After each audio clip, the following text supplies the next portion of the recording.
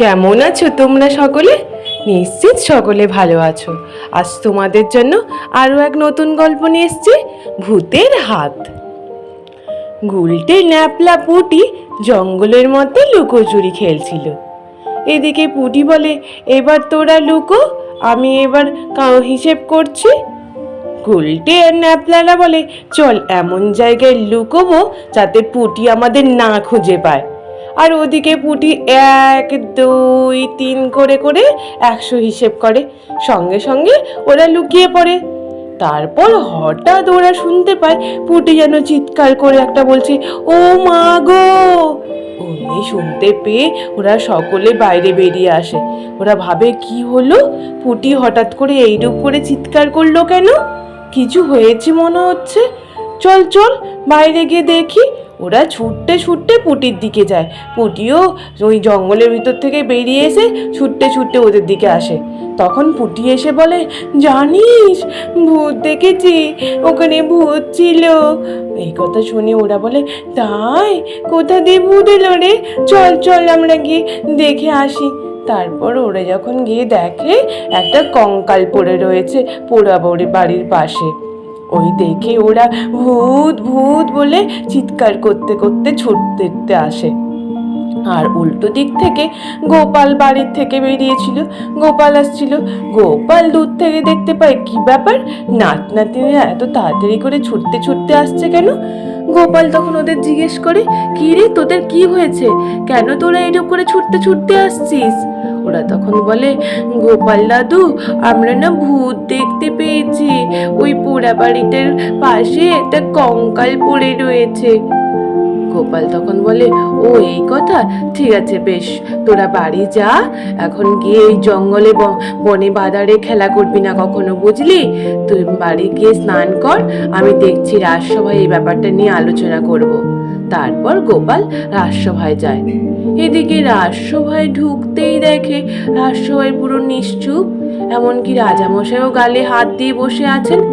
গোপাল তখন বলে, কি ব্যাপার রাজামশাই, আপনি এরকম চিন্তিত অবস্থায় বসে রয়েছেন দেখছি? রাজামশাই বলে, গোপাল, খুব খারাপ অবস্থা চলছে আমার রাজ্যে। গোপাল তখন বলে, কেন, কি হয়েছে? রাজামশাই বলে যে জঙ্গলের পাশে পোড়া বাড়িটার ধারে সকলে নাকি ভূতের আলো দেখতে পাচ্ছে, আলো জ্বলছে নিমছে আর চারিদিকে ঘুরে বেড়াচ্ছে আলো। এদিকে গোপাল বলে, আমার নাতি নাতনিরাও আজকে ওখানটায় কঙ্কাল দেখতে পেয়েছে, তো ব্যাপারটা তো বুঝতে পারছি না, মন্দ নয় তো ব্যাপারটা। এদিকে কিছুক্ষণ পরে মন্ত্রী মশাই আসে। রাজামশাই তো রাগ করে বলে, মন্ত্রী, আমি এখানে খুব চিন্তায় আছি, তুমি হেলে দুলে কি শ্বশুর বাড়ি আসছো? তুমি একটু তাড়াতাড়ি আসতে পারো না? মন্ত্রী মশাই বলে, এই তো রাজামশাই, এই তো আসছি। রাজামশাই বলে, তুমি জানো ওই জঙ্গলের সাইডে পোড়া বাড়ির ওখানটায় ভূতের আলো দেখা যাচ্ছে, আর সঙ্গে কঙ্কাল, সবাই ভূত দেখতে পাচ্ছে। এই কথা শুনতে পেয়ে তখন মন্ত্রীমশাই বলে, ভূত টুত কিছু নেই রাজামশাই, কি ভূত টুতের কথা বলছেন? এখন আবার কেউ ভূত টুত দেখতে পায় নাকি? এদিকে মন্ত্রীমশাই মনে মনে ভাবে, কাজটা তাহলে হয়ে গেছে, এইবার তো মজা দেখবো। এদিকে সকলে মিলে চিন্তায় মগ্ন হয়ে রয়েছেন, কি হবে তাহলে এইরূপ যদি ভূত উৎপাত করতে থাকে। তারপর রাজসভা শেষ হয়ে যাওয়ার পরে গোপাল সভাকবিরা সকলে আলোচনা করতে করতে চায় যে হঠাৎ এইরূপ করে ভূতের আলো সকলে মিলে দেখতে পাচ্ছে, আবার আমার নাতি নাতনিরা কঙ্কাল দেখতে পেল, ব্যাপারটা তো মন্দ লাগছে না। দেখি তো একবার আমি আজকে বিজ্ঞানী মশাইয়ের সাথে দেখা করি। তারপর গোপাল বিজ্ঞানীর সাথে দেখা করতে যায়। বিজ্ঞানী মশাইয়ের তো শরীরটা খারাপ ছিল, তাই তো রাজসভায় আসছে না, একবার গিয়ে দেখে আসে। বিজ্ঞানী মশাইয়ের কাছে যেতে বিজ্ঞানী মশাইয়ের খুব শরীরটা খারাপ।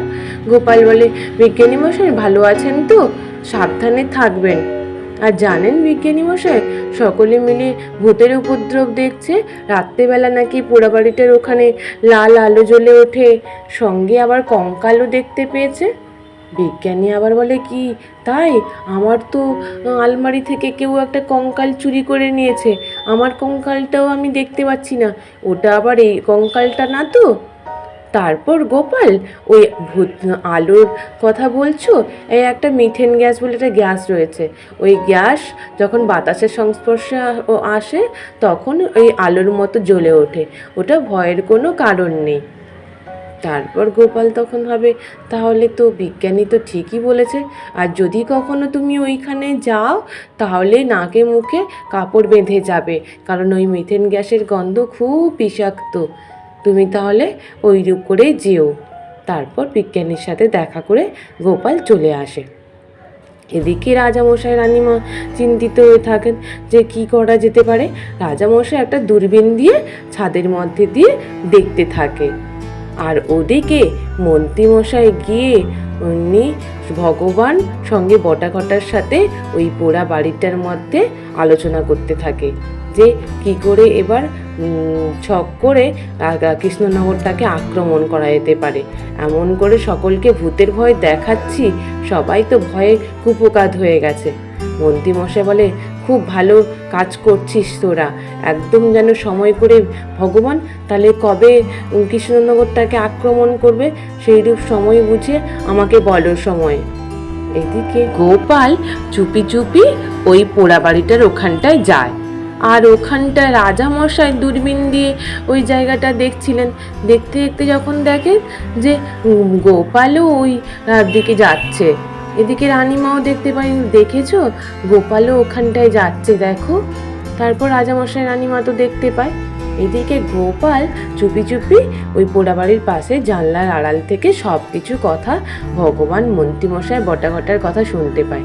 এদিকে বটা বলে, এই কঙ্কালটা তো বিজ্ঞানীর ওখান থেকে চুরি করে নিয়ে এসে ভয় দেখিয়েছি, সেদিনকে তো পুটি ধরেই ফেলতো আমাদেরকে যদি কঙ্কালটাকে বাইরে ফেলে না রাখতাম, বাইরে ফেলে রেখেছি বলে পুটি ভয়ে দেখে পালিয়ে গেছে। এইগুলো শুনতে পেয়ে গোপাল বলে, ব্যাটারে তোদেরকে কৃষ্ণনগর আমি আক্রমণ করাতে দিচ্ছি, দাঁড়া।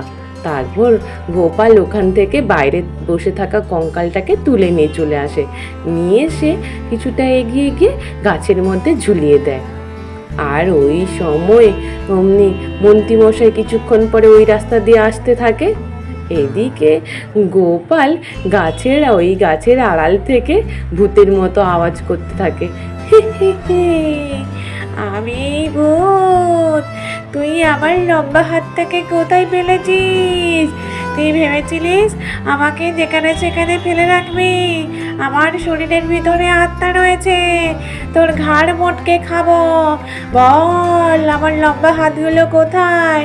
তাহলে কি আমার হাতগুলো তোর হাতে লাগিয়ে দিয়েছিস?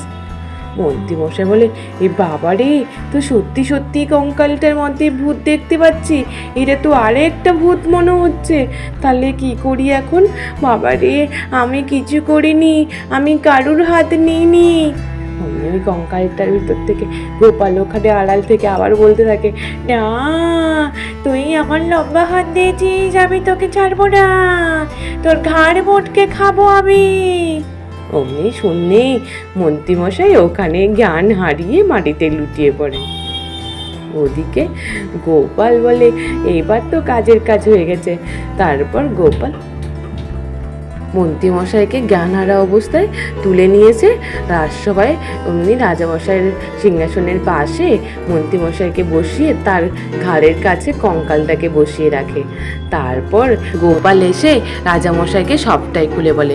গোপাল বলে, রাজামশাই এক্ষুনি আপনি সেনাপতিকে দিয়ে পুরো একদম ওই পোড়াবাড়িটাকে আক্রমণ করুন, না হলে ওই ভগবান সঙ্গে বটাঘটা আর মন্ত্রীমশাই মিলে ছক কষেছিল আমাদের কৃষ্ণনগর রাজ্যটাকে আক্রমণ করবে, তারপর মন্ত্রীমশাই এই রাজার সিংহাসন পদ নেবে, তাই আপনি তাড়াতাড়ি করে আক্রমণ করার চেষ্টা করুন। তারপর রাজামশাই গোপালের কথা শুনে সমস্ত সেনাপতি দিয়ে একদম আক্রমণ করে ধরে নিয়ে আসে বটাঘটা আর ভগবানকে।